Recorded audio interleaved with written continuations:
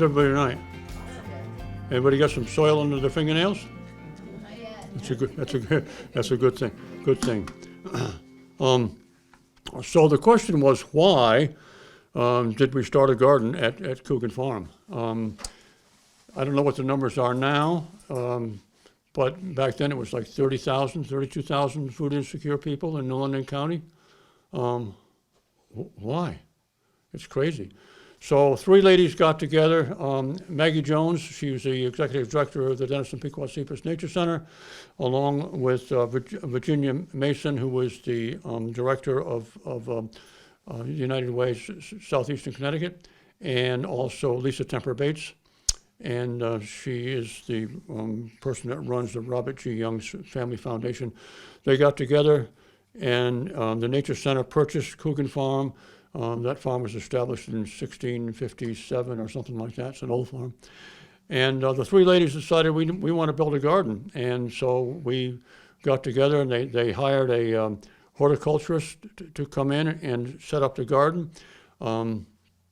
He decided he wanted to grow in circles, and he wanted to have overhead irrigation. You know, tomatoes don't like overhead irrigation. Don't do it. They don't like it. But that's what he wanted to do. And so by 6 months of him being there, the trustees said, okay. And they asked me if I would take over the garden. And they said, what do you want? I said, well, you got to give me a job description, tell me how much you're going to pay me, and leave me alone. And okay, what else do you need? I said, I want the biggest excavator you can find. So we got an excavator when they were actually building Masonic here. And so they came over with that excavator, and they moved some stones weighing 30 tons. And we cleaned the garden out. We raised the grade 4 feet. I told the board at the time that I'm going to kill your soil and everything's in it. You folks don't till, right? You don't plow, you don't till, don't do it. You don't realize what you're doing. Anyway, so that's what happened, and we started the first year. There was 2,080 pounds of production out of the garden. The next year it was 3,500, and the board said, oh my, you've got a great increase. And I said, no, I don't even have Mother Nature's attention yet. The next year it was 13,089 pounds. And so, okay, now I got her attention. And so we try to farm the way Mother Nature wants us to farm, not the way the human thinks they know more about Mother Nature and how she farms. She's only been doing it for 400 million years. I think she's got it figured out pretty much how to do it. So all we'd have to do is to duplicate basically what she's doing. So this is just my point of view, and doesn't make it right or wrong. We are forming a group in East Lyme to teach the world about regenerative agriculture, and we have seminars which are just great. And you can see that we've got we had one on the 7th. We've got another one coming up on I think on the 23rd, if I'm not mistaken. And you can really learn an awful lot about regenerative gardening. Why should you care? Well, first of all, your food sucks. Okay. The nutritional quality of your food sucks. 80% deficient. Why is that? Because all the stuff that used to be in the soil is not there. How many people take vitamins? Okay, why do you take vitamins? You take vitamins because it's not in your food. God put it in your food. And regenerative agriculture puts it back. So when I took over, I wanted to know what must it be like to be hungry, because being a farmer, you never had any money, but you always had food. And so I said, what must it be like for a child, a little kid that's in 2nd grade, 3rd grade? What must it be like for them to be hungry? So I stopped eating 3 meals a day. I only ate 1 meal a day for a year. I lost a lot of weight. And the pain you get in your stomach right here, it's not good. And I'm thinking, you know, a little kid in 4th grade, 5th grade, 6th grade to have to go to school and have that pit in their stomach, we got to do something. So we need to grow as much as possible. So that's why we built such a high production garden, and it is, 11,800 square feet plantable and over 20,000 pounds of food in one season. it makes a difference. And it makes a difference to the United Way, because we've got so many people that are hungry, and they've got a mobile food pantry that goes to like 10 different locations, or at least they used to. And I would go there just to talk to people and ask them, what can I grow for you? I can grow anything, well, almost anything. What can I grow for you? And that's how we would decide what to grow. But to see them standing in line, especially the children, it's not good. So what kind of garden do you want to build? Do you want to build a given garden? You got your own garden? Do you want to do a raised bed at a local school, a traditional raised bed? This was one of 3 that I built for the folks at Coogan Farm. Now that it's a children's play area now. Or a giving garden with a combination of raised beds. Is there anybody in here that's looking to build a giving garden? Or just your own gardens? Well, the group I'm part of is trying to establish a bed and community garden for the community meals in Groton. God bless you. Yeah, God bless you for doing that. I'm always available to you folks. That's why I do this. I don't know if my email address is on this or not, or my cell phone, but if any time you have questions of where to buy stuff, where to get stuff, what to do, how to do this, how to do that in regards to a garden or building, especially a community garden, I'm all in. I've helped a number of community gardens really get going and increase their production, as well as the nutritional quality of their food. So this is what Coogan looks like. That's about 30,000 square feet. Again, it's 11,800 square feet plantable. And how many people use pesticides? Nobody uses pesticides? Well, that's good. Because one of the things about this garden, does everybody know what BRIX is? B-R-I-X? Sugar content? What's that? Sugar content? Yeah, kind of. It's a measure of refraction, which has to do with nutritional quality of the food. So any plant that BRIX is above 12 is indigestible to the bug. Because when you spray, you don't just kill the Colorado potato beetle. You kill the microbiology in the soil, and nothing trumps microbiology. And the only thing that matters in the garden, not what you think, not what I think, not what UConn thinks or you or I or anybody else. The only opinion that matters is plant response. That's the only thing that matters. I'm going to go through this kind of quick in case you've got questions. So regenerative agriculture basically is that we are regenerating the soil. We're putting the stuff back in the soil that is no longer there because of tillage. What is the #1 cause of global warming? Agriculture. Why is that? Because when you plow or you till, poof, you release all that carbon.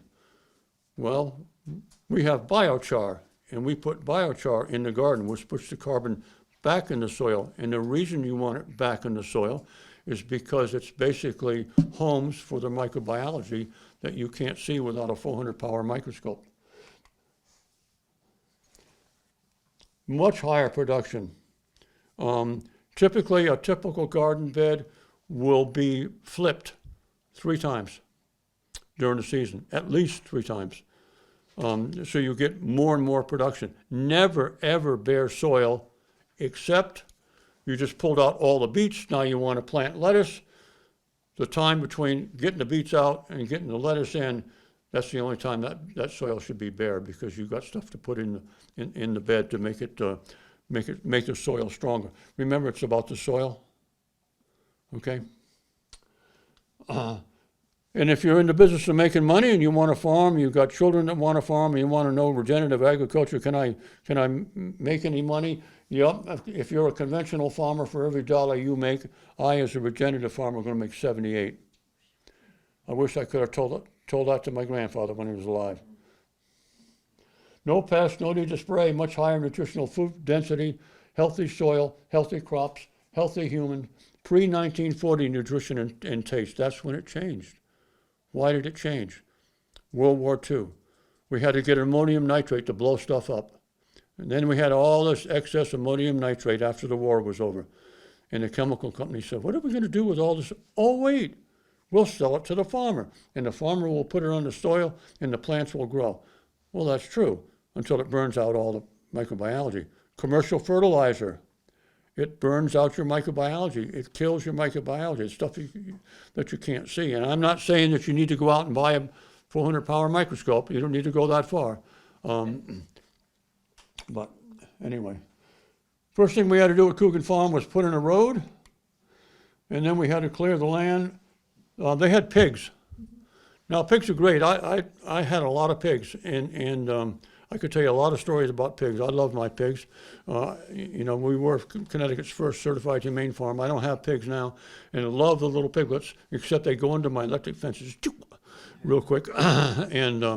But pigs have got this wonderful nose. It's very, very sensitive. That's why they put a ring in their nose to stop them from rooting. I wouldn't do that. So I never ringed the pigs, but they would root. So they had the pigs, and they figured the pigs are going to clear the land. What's a pig do? All it does is move the stones from one place to another, you know. So that's why we had to hire an excavator. And that's what the garden first looked like after they decided to garden in circles. That was solar power fencing that we had at the time. And that's what the garden looked like in early 2014. And this is harvesting tomatoes in August. We've come a long ways. I had a guy that asked me, he said, you want an ATV? What am I going to use that for? You know, and he said, well, you might have stuff to move around. Let me bring it over and let you use it. I had more fun riding around the trails. That thing will do 80. Yeah. There's the excavator that we had come and pick out all the stones. That one weighed 30 tons. Right now, that's by our herb garden. Our herb garden 2 years ago donated over 800 pounds of herbs. That's a lot of basil. You guys do plant basil with your tomatoes, right? Yes. Yeah, they like each other. And so here we are, we're starting to spread stuff. So biochar, and I'm going to tell you what that is in a second. Azomite, basalt, compost, carbonatite, and microbiology. So biochar is a controlled burning of organic material in the absence of oxygen. If you go to the grocery store and you buy a bag of cowboy charcoal, that's kind of what biochar looks like, except the biochar is much smaller. It's been broken down quite a lot, and it's charged. What does that mean? It has to be soaked with worm castings, which is worm poop, or if you've got cows, you put it out next to the waterer, and what do cows do when they drink water or when they're being milked? Believe me, I know, they pee and poop. And so that charges your biochar. If you don't charge the biochar, then what happens is it sucks your nitrogen out of the soil. But it provides homes for microbiology. So more biochar, more microbiology. Why do you need the microbiology? Because what happens with a plant has a seed, tomato seed, right? What's in that seed? You assume it is only a baby, lack of a better term, a baby tomato. Well, it's not just a baby tomato. There's also microbiology in there.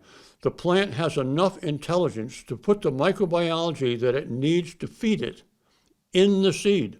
So when you put the seed in the ground and you put water in there and the seed pops open, what happens? Out comes the microbiology and it goes out in the soil because mama tomato plant can't move. It needs these critters that you can't see to bring all of the food to the plant. So azomite, our bodies have 104 minerals in it.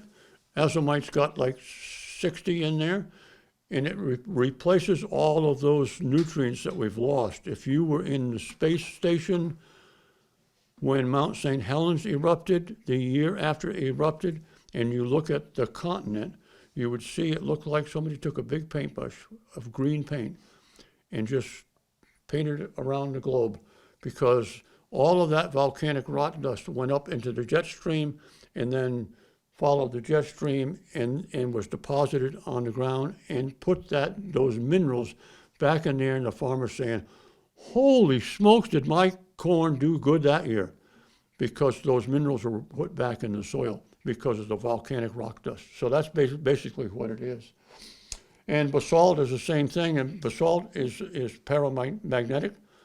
I'm not going to get into the subject of there is voltage in the soil and how that all works. This is all basically new science, which is just mind-boggling how the soil actually works.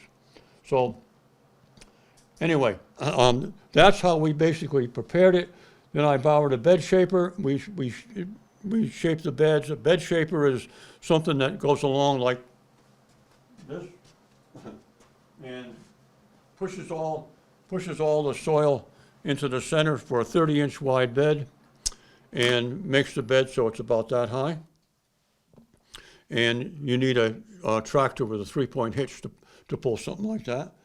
With a home garden, obviously your beds aren't going to be that long. These beds here are like 140 feet long.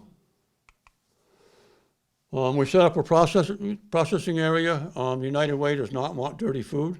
We've got to get it clean. And so we have a big processing area. And when we first started doing it, I donated stainless steel stuff that I used to use when I was processing chickens. And since I don't process chickens anymore, I thought, well, it's better served to be at Coogan Farm. And so that's where it's at now. But we had no place to stay out of the rain. If we were working, the trucks come in at 10 o'clock. It doesn't make any difference whether it's raining or not. You got to get the vegetables on the truck. And then we bought a hoop house. That's not a greenhouse. What's the difference between a greenhouse and a hoop house? A greenhouse has heat. That has no heat, other than what God gives us when the sun comes up, and heat mats on the tables. But there's not a heater in there that blows heat around the facility. And so you can see that we've got a structure there that actually was like a gazebo, so that the ladies could stay under there when they were bundling. But one of the things that we found out with the United Way, when they hand out the vegetables, we wanted to make it easier for them so that it would move people faster.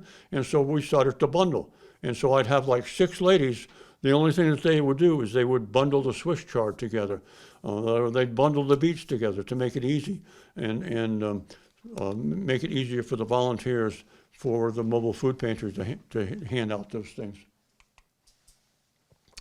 We made bird houses and installed a hedgerow. You should have a hedgerow every 100 feet in a big garden. It's important. Why is that? Because you need to attract as many different critters in the garden as possible. Snakes and frogs and toads and birds and squirrels, even though they're a pain in the neck. We feed them all. The only thing we don't want in the garden is rabbits. But the rabbits found out that because of my advanced age, I can't run like I used to, so I can't chase them. And they found, well, this is wonderful. Before we put up the big fence, the rabbits would come in, and they knew that, well, that old guy ain't gonna catch me, so just go eat somewhere else. 300 volunteers a year is what we would have from all walks of life, and they'd come and they'd work and worked hard. They're the ones that made Coogan Farm what it is. This is a pollinator hotel. Those logs have holes in it specifically for bees. And you know a bumblebee is a better pollinator than a honeybee. So here's something new for you. You all assume, here's the flower, and the bee comes over here, and the bee wants to pollinate this flower. So you assume that somehow the bee comes up here and brushes the stuff off, or however it puts it on its back legs. How does the bee do that? Well, what actually happens is bee negative, flower positive. The bee comes over here, doesn't have to touch the flower, and that pollen jumps to the bee.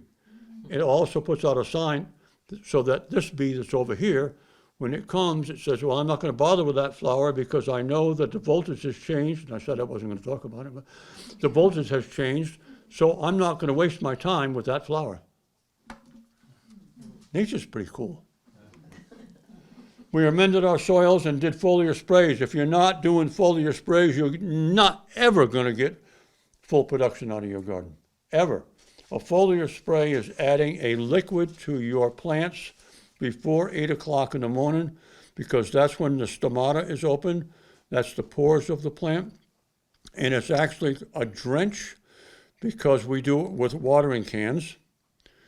And we want to get all the leaves of the plants with whatever it is we're doing for a foliar spray that particular day. We do it every single week.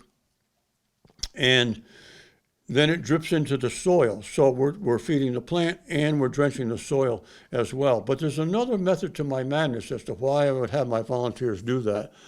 I had machinery. I didn't have to do it with a sprinkler can, but I wanted it that way because I wanted the volunteers to walk the garden because of this power of observation. Number one tool for a farmer or a gardener is your power of observation. And having them mandated to walk the garden, it takes us about an hour and a half to feed the garden. They would come back to me and say, row 14's got bugs, or row 14's got this, or row 14's got disease over here. And you know, because I would walk the garden too, but I'm just one set of eyes. And you get all these folks walking the garden, and they're going to find stuff if it's wrong, which is good. What time am I supposed to stop? You got like 15 minutes. 15 minutes, okay. And if I don't get to all this, the library is certainly welcome to send this to you. Yes, we planted all kinds of berry bushes, fruit trees, because that was one of the things I would ask at the Mobile Food Pantry. What do you want? Oh, I'd like to have a good apple. People nowadays don't even know what a real apple tastes like because the stuff's not in the soil. The Navy was the one that put our high tunnel together, and you can see our tomato plants there, 15 feet. And my volunteers, mostly ladies over 60, I'm not climbing on any ladder to harvest your tomatoes. Okay, I'll do it. This is what a regenerative garden should look like. All kinds of diversity. What do you see when you look out there? Do you see one kind of plants?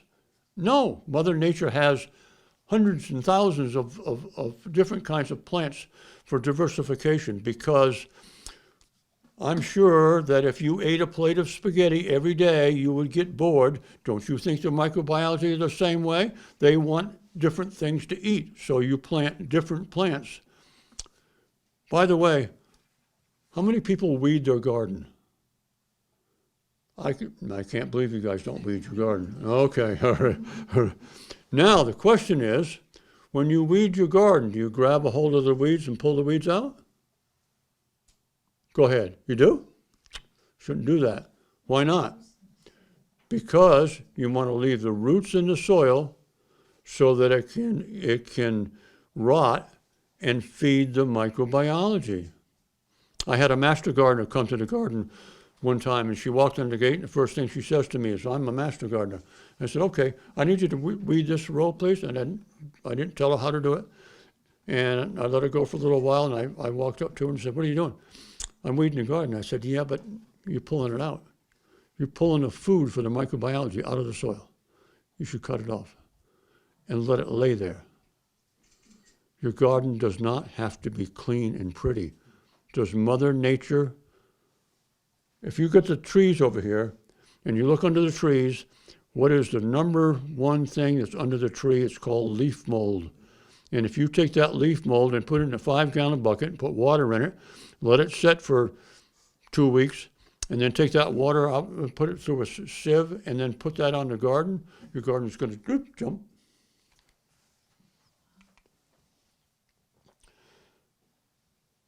We had 20 engineers from Zach's nuclear engineering come, and if you've ever seen that many engineers try to build a level fence on an unlevel ground, it was hilarious.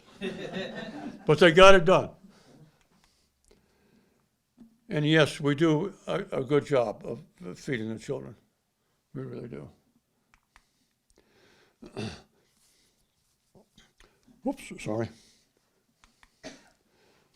So the first thing you're going to have land, and you're going to have a farm manager, and the farm manager has to be the final word, or the garden manager.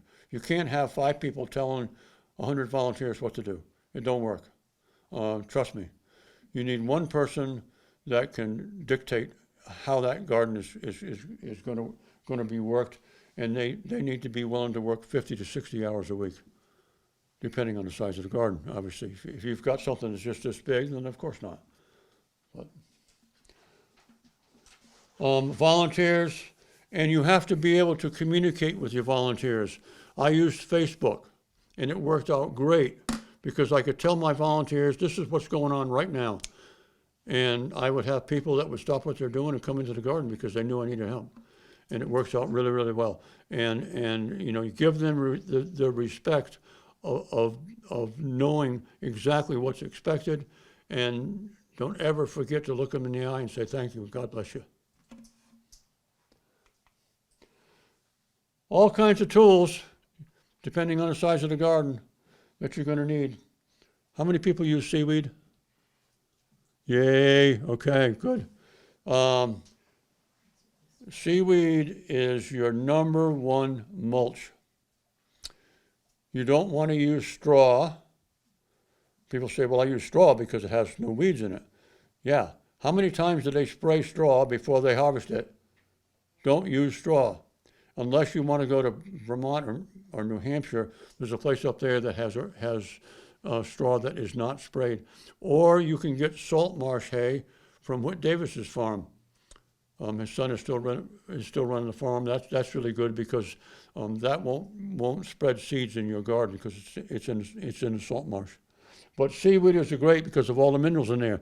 If you've ever looked at seawater under a microscope and seen the microbiology that's in there, it's nuts, it's crazy. I would go across the street to that little Seaview restaurant by the end of Elm Grove Cemetery, and I'd go over there with the ATV and 2 5-gallon buckets. And I'm looking at the people that are all there having their lunch, you know, and I'm sure they're saying, what the heck is that old guy doing? And he got the 2 buckets, and I'd jump over the stone wall and go down to the Mystic River and get 2 5-gallon buckets of water out of the Mystic River, bring it back, put it in a 150-gallon stock tank, and then put it on the garden. Watch the garden jump. Refractometer.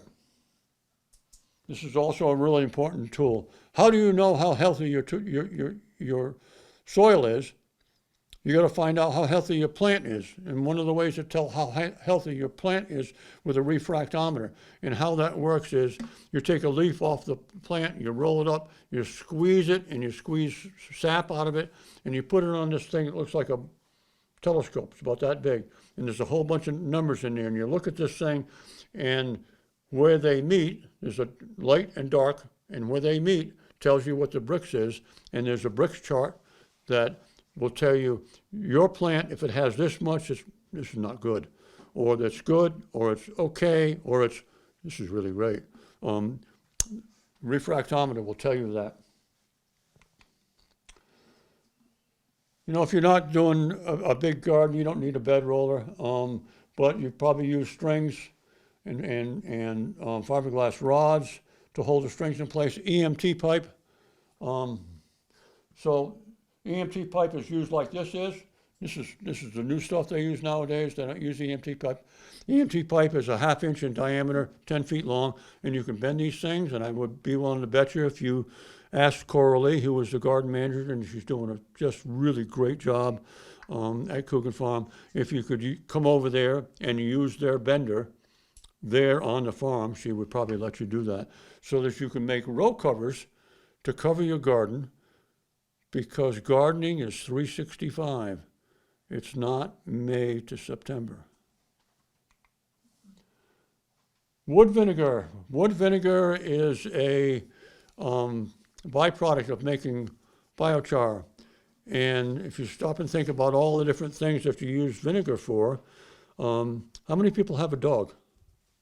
Okay, do you give them bone broth? You know what I'm talking about? Okay, so if you take a crock pot and you put bones in there, you can get bones at Big Y. And they've got them in one of those central things. And you put them in a crock pot and you put about a quarter of a cup of vinegar in there and fill it up full of water, cook it at least 3 days.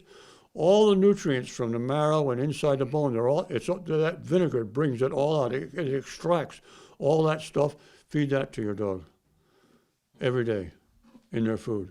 Not only do they love it, but it makes them really healthy, and their coats are nice and shiny, and it's good for them. Soil amendments, basalt, again, seed inoculant. This is another important thing.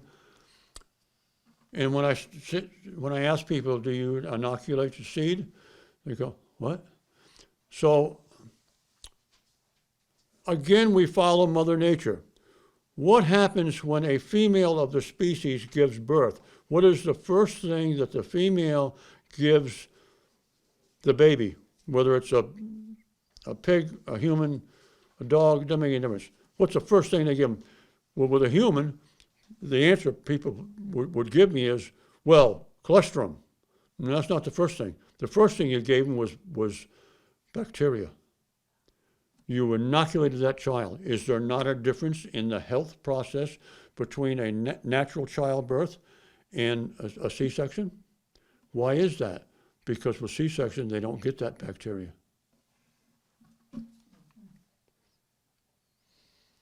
SOM, soil organic matter. You want a soil organic matter over 10%.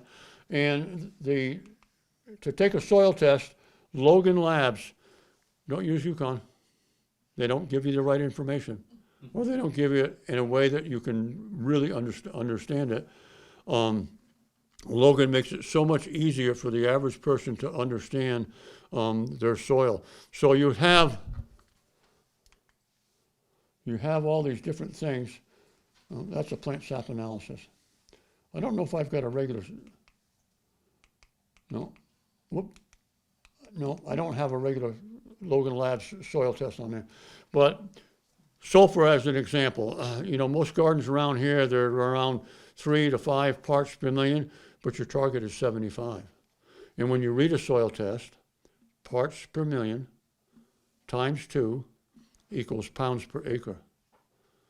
And I can send you the form that I have that I've made up to help me read soil tests, because I read a lot of them. I do it for free. I read 1 soil test per person. I don't read any more than that because it takes about 45 minutes to do it. And then I tell people this is what you need to do, and here's where you can buy it. There's a new place, relatively new place in Colchester. It's called Soil Makers. And if you go online to Soil Makers, look, and there's more than one of them, but you want the one that's in Colchester, they will actually mix amendments for you. Because if I tell you that you need 2 teaspoons of elemental sulfur, but you can only buy it in a 50-pound bag, you're not going to do it. But if you can go to Soil Makers and say, I need 2 teaspoons of elemental sulfur. So you like onions, you like leeks, you like garlic, you want your sulfur numbers to be up. So anyway, I'm not going to get into that. There's a lot. I wish I had 2 hours to talk to you about a soil test. So they're like a pharmacy for dirt. What's that? They're like the pharmacy for dirt. They are. Yeah, absolutely. This is the plant sap analysis. This is the newest thing now. This comes out of the Netherlands. We did this a few times at Coogan. You can't afford to do every single plant or every bed because it's about $90 for the test. If you want a plant sap analysis and you want a consultant, it's $250. Oh, by the way, you're going to have to spend probably $70 to get it there, and then you're going to have a currency change. It's a real pain in the neck. So John Kemp with Advancing Eco-Agriculture now has a place in Ohio, I believe it is, that will do this. And what a plant sap analysis is, we can't speak plant. That's incorrect now, because now we can. We have a plant sap analysis. So I'm just going to go over this real quick. I got 4 minutes left. So you look at the different colors. So the light green is the upper leaf, the dark green is the lower leaf, depending on the mobility of the nutrient. And we don't have time to get into all of that, but depending on that mobility, if there's more magnesium in the lower leaf than there is in the upper leaf, the plant is saying to me, farmer, don't give me any more. If, however, there's more in the upper leaf than there is in the lower leaf, the plant's saying, please feed me more. So we really can talk to our plants, and if you know what the CPI is, critical points of influence of your plants, you know what to feed it when it wants to feed it. Again, to go back to pick on the ladies, when you're pregnant, there is a time during your pregnancy that you guys eat some really strange stuff. And why is that? Because either you or your baby needs it. And plants are no different. Plants have that same thing. And so when you do a plant sap analysis, you get all these different times in the plant's life. You feed it directly what it wants, and what does it do? I'm not going to give you 5 tomatoes in a cluster. I'm going to give you 10. And I'm not going to grow to be 3 feet tall. I'm going to grow to be 15 feet tall. You want to learn about companion planting? It's really important. If we like each other, we're going to get along good. If we don't like each other, we're not going to get along. It's the same thing in the garden. You need to know who likes who and who doesn't like who. It's very, very important. And you want to have more vegetables in a 30-inch wide row than you realize. So with our 30-inch wide row, we'd have 2 rows of carrots, 2 rows of onions, 1 row of tomatoes that are planted 60 inches apart, 4 basils around each one, borage in the row. Why borage? Because borage attracts pollinators. So there's an awful lot to it. So I'm going to have to stop there so I can answer some questions. But all of this stuff is available to you, or at least it's available to the library, and then it's up to them. Never sink tools, good stuff. There's a whole lot of information here for you. And last thing I'm going to say is a Regenerative Grower's Guide to Garden Amendments. If you want to feed your garden for 0 cost, 0, you need that book. Nigel's a personal friend of mine. He lives in West Granby or North Granby. He was down here today picking up seaweed. And he's a brilliant, brilliant guy. So you need a copy of his book, and it'll tell you how to feed your garden for free. So that being said, I need a lot of questions. Yes, ma'am. What's the difference between regenerative garden and permaculture? Permaculture? Yes. What is the difference? Well, the difference is oops, you're not going to record me if I do that. The difference is that with a regenerative garden, it's focused on regenerating the soil and what is missing in the soil.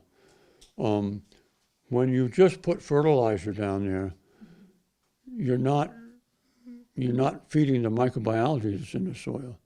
And so that's why we are focused on that. We had a question the other day for a presentation that I did, and they wanted to know what was the difference between regenerative gardening and gardening in water. And you know, there's so much in the soil that we don't even know yet, and so many different varieties of microbiology that we don't know what they don't even all have names. To farm in a different way when Mother Nature's been doing it again for 400 million years. That's why regenerative gardening is just so much more productive and healthy. By the way, why do you like gardening? Anybody know? It's not because you like growing stuff. It's not because you like best tomatoes.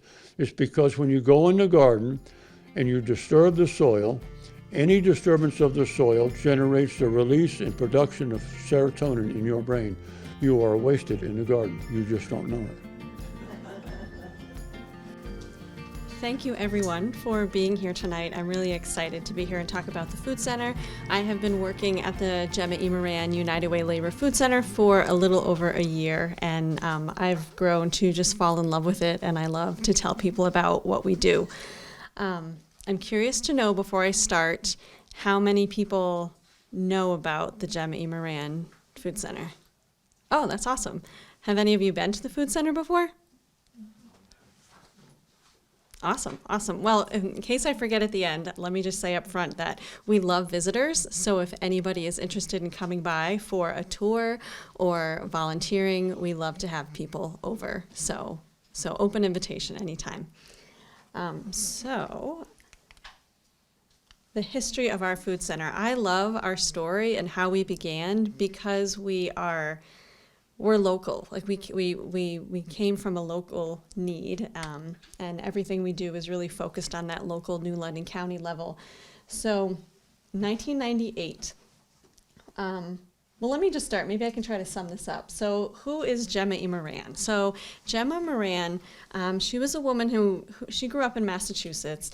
She came to Connecticut. I believe it was because her husband was working or got a job at Electric Boat. And she was an employee at United Way. But she always, her whole life, she cared about food. I can never remember the number in her family, but it was large. It was like 12 siblings, 14 siblings, big family. So food was always really important. You know, they had to have enough food to stretch a large family. So in her life, she always felt like, I want to do something in my life to make sure that no child goes to school hungry. That was very important to her. So she's working at United Way, and in 1988, there was a strike at Electric Boat.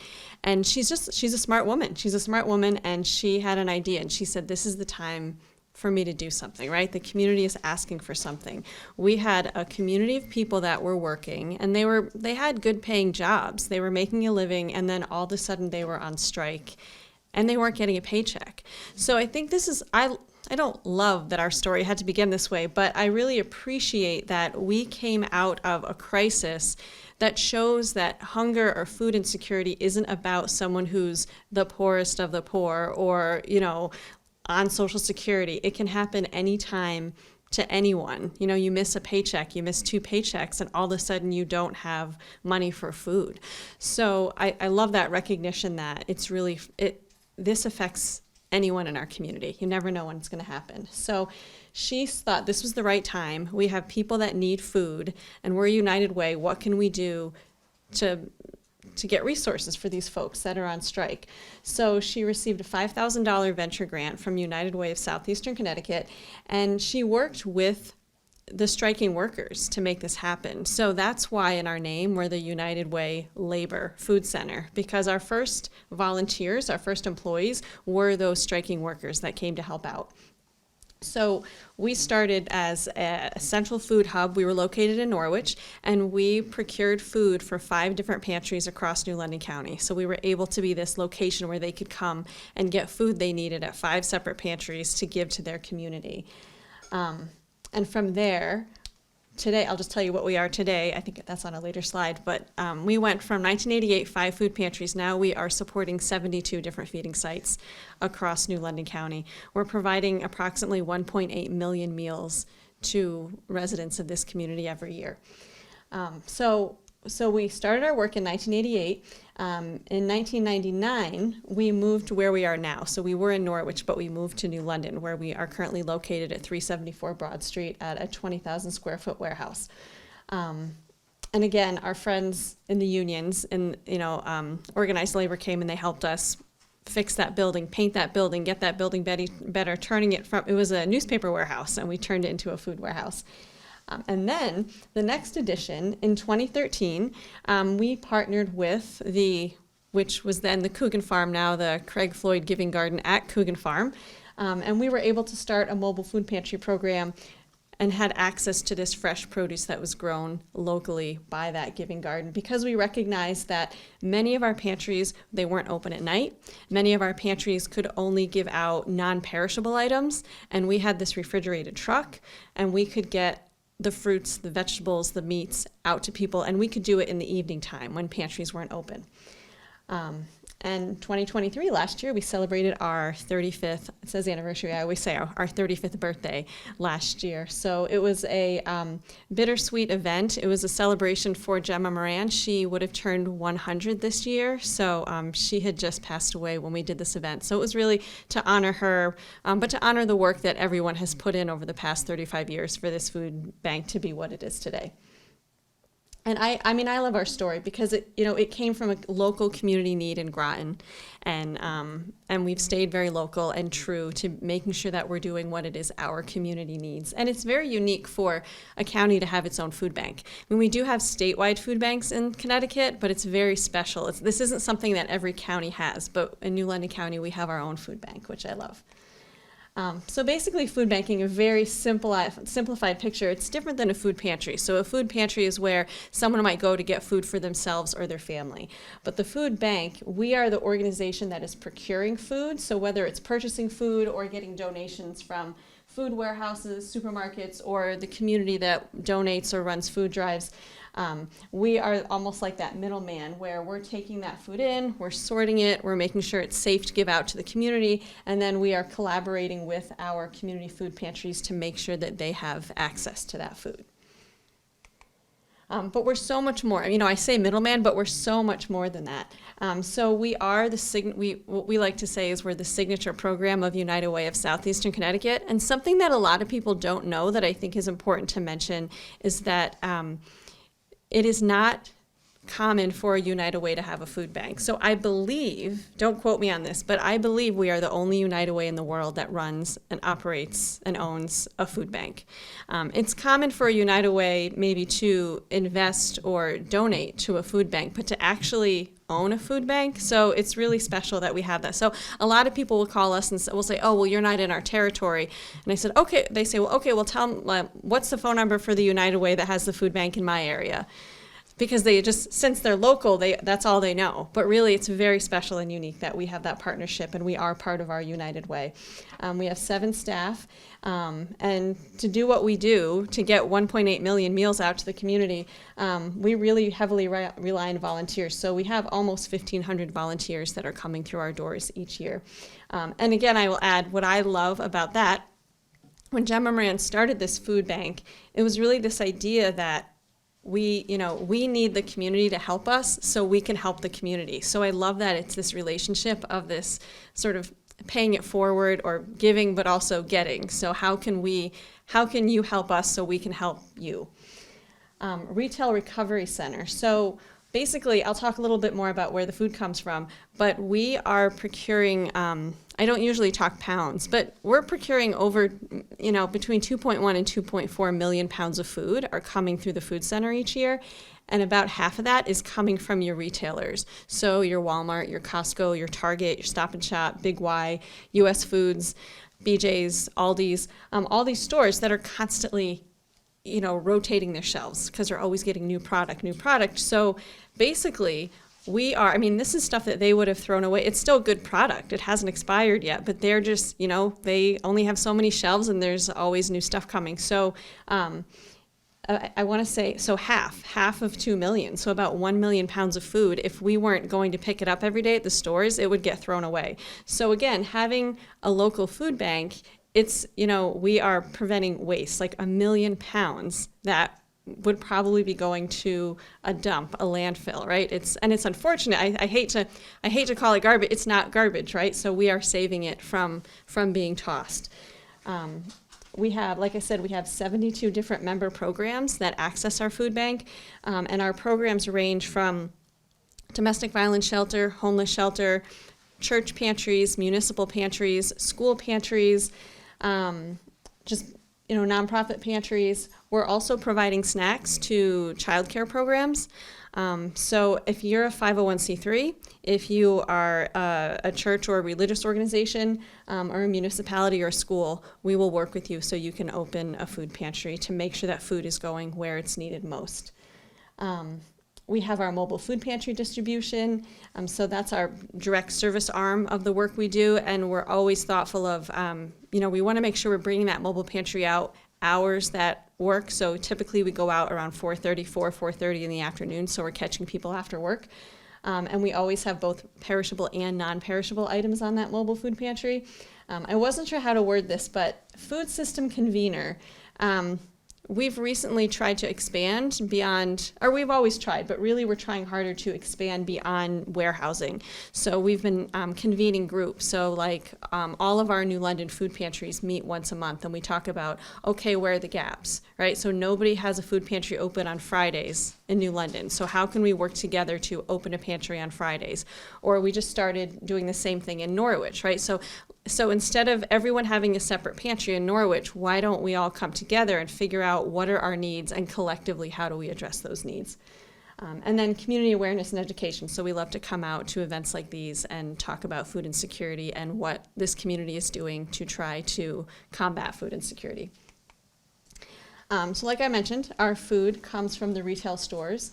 We also are, we work with a statewide food bank called Midwest, and what we do is we take our trucks up, it's in Manchester, so we take our trucks up there 2 times a month, or 2 times a week, and we fill our trucks and bring that statewide food here.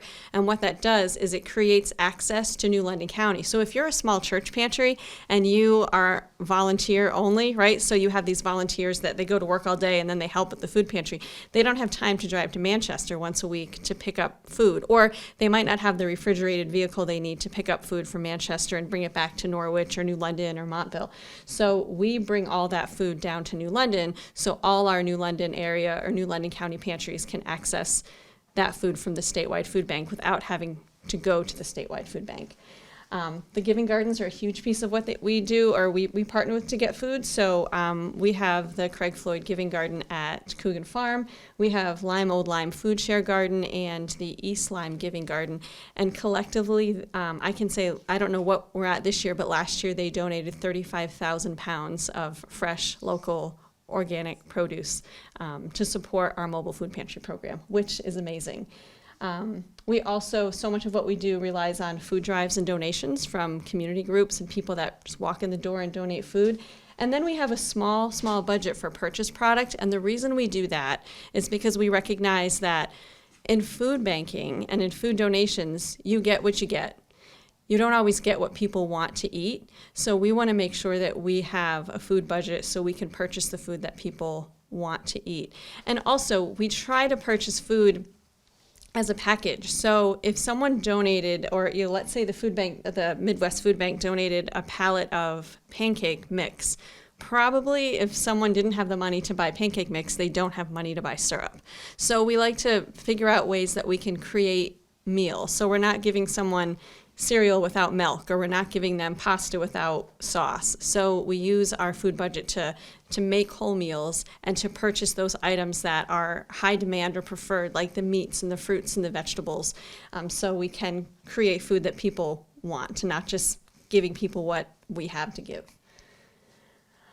So we serve all of New London County, and through our network of 72 partners plus our mobile, we're serving 22,286 people each month in New London County. I talked about the programs we serve. Our mobile food pantry alone is serving about 1,050 households each month. And another thing that I like to highlight is just another service we offer is that volunteer piece, right? So we have individuals who volunteer, and we also have groups that come in and volunteer. So we create an opportunity for people to come together to support the feeding system. Nothing really to go over here, but just to show that we really try to have a wide footprint. So, we have pantries that we support in Groton, Baltic, New London, Norwich, Uncasville, Montville, Pawcatuck, Old Lyme, Norwich, Waterford, Quaker Hill. So we're really trying to make sure that there's access points wherever people need them in New London County to access food.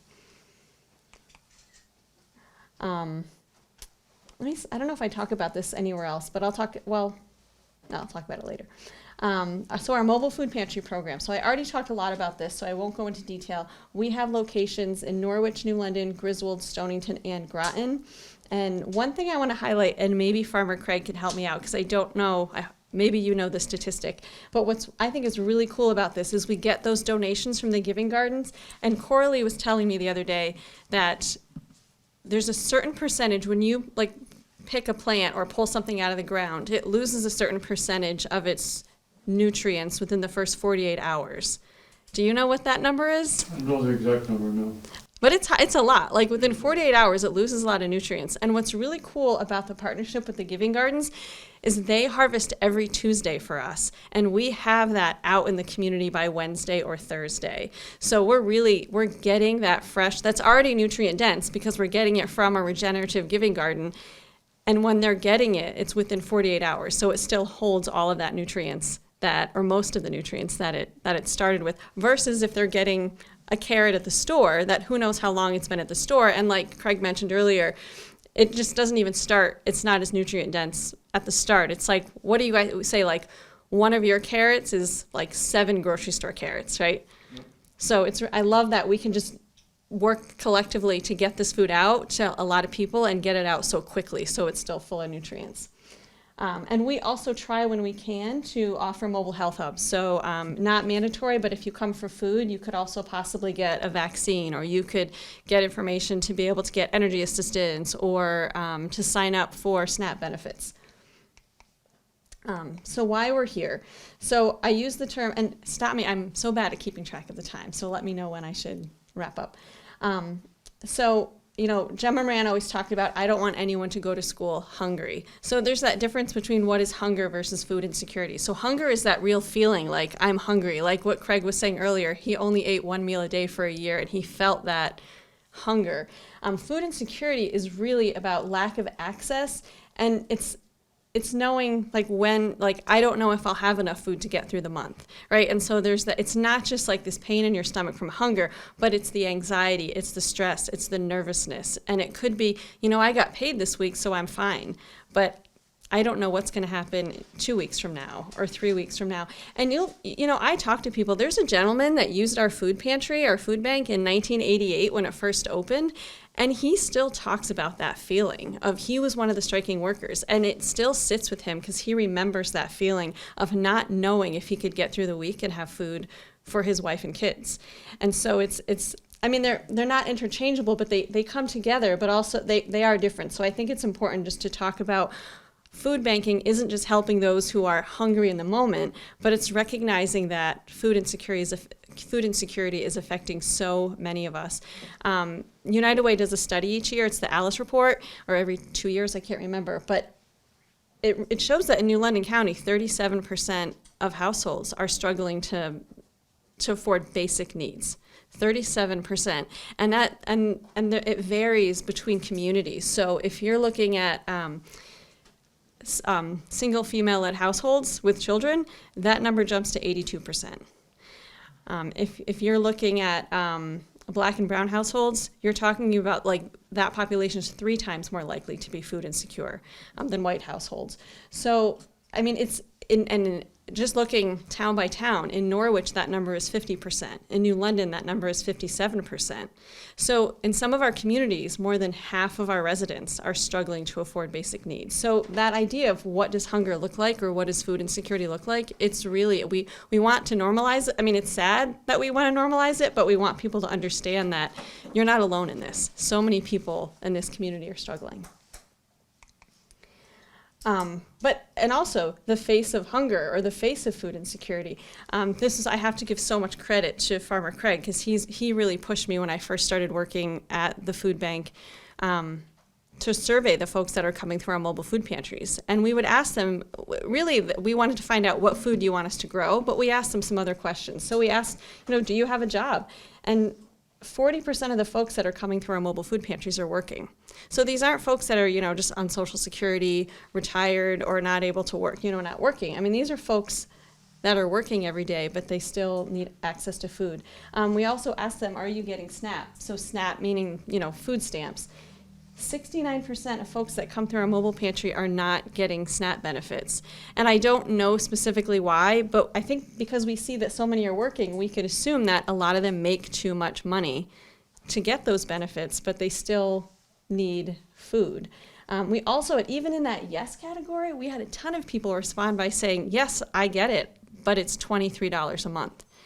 And I don't know about you, but I don't know what you can buy for $23 a month, right? So, we've done this survey now twice, and we're making it an annual thing. So every year, I think we can get more refined in the questions we ask to learn more about what this means. But I think just looking at that, it's telling that people are going to work every day, and they come home and they still need food.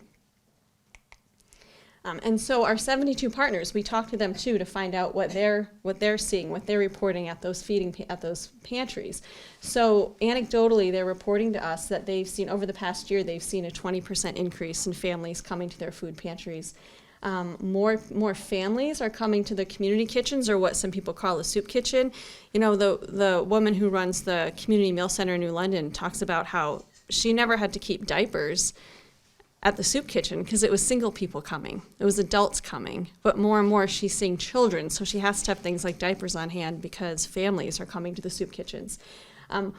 We are seeing more programs shopping. They can shop once a week, but we're finding that some used to come once a month, but now the programs are coming weekly. We're also finding that the retailers aren't giving us much. So before, one of our retailers used to always give us the canned goods, that were dented or that they couldn't sell, but they're finding places that they can resell them. So we have retailers, they've found ways to make money off the product, and they do that rather than donating it. So it's harder for us to get those donations. There's a greater need for weekend pantries and evening pantries. So the needs are just growing and growing. And so to tie this into the theme for tonight, I wanted to talk a little bit about what our response has been to the growing need, but also how can we better serve our community. So what we are doing as a food bank, we are trying to offer choice that includes the healthy foods, culturally relevant foods, and products that are in high demand, listening to and responding to what people are asking for. So our survey that we're doing every year, we're really trying to listen more to what people want, not just what's available or what we think people might need, but what do they want. Building that relationship with growers. So we meet 4 times a year with the Giving Gardens together. So it's not just me talking to one garden and then having a conversation with another, but we all come together 4 times a year so we can together as a group figure out who's going to grow what and how much of it are we going to grow. Focusing on communities that have been historically disempowered, thinking both and. Where will the most number of people have access to food, and where is it safe for people to access food? So what that means, I can tell you, this last year we were very intentional in inviting new members to join our food bank. But we really wanted to make sure we weren't just opening it up to anyone, but we're saying, okay, where are we seeing higher rates of food insecurity, and what pantries can meet that need? So we were very intentional. So we opened a food pantry at Mitchell College. We opened a food pantry for veterans in Norwich. We opened a pantry that's specifically for single mothers. So looking at places where we know the needs are highest, so we can do our best to move that needle. But we also looked at where is it safe. I think it's so important when we think about dignity and how to treat people. Sometimes you get like the most bang for the buck by serving people at a soup kitchen where you're serving 150, 200 meals at once. But some people might not feel safe going to a soup kitchen. So that's why we want to make sure we're giving access to small programs like a school, where a parent might feel safe going because they're already connected to that school or someone at the school. Or we have a food pantry, we work with Safe Futures. So even though it's a really small pantry, it's really important because a lot of people that are staying at that domestic violence shelter aren't going to feel safe going to a community pantry. So we're looking at both, where can we get the most food to the most amount of people, but where do people feel safe accessing food? We're doing a better job of training the staff and volunteers around dignity, empathy, and patience. We just instituted a training institute. So we're offering trainings to ourselves and all of our 72 partners where we talk about different issues. So it's not just about food safety, but we just did one on how to offer trauma-informed care. We're doing one in a couple weeks on de-escalation to help volunteers, how do you handle a situation when it arises at a food pantry?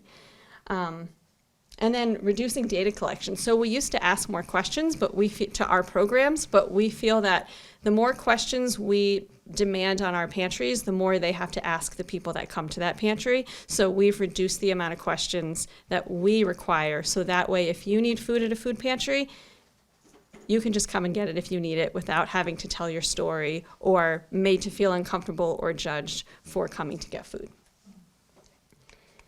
And I want to touch briefly on language. Something that we're trying to, and I'm learning more about, is how do we tell our story? And just changing the sort of stereotype of what hunger is or what someone who's food insecure is.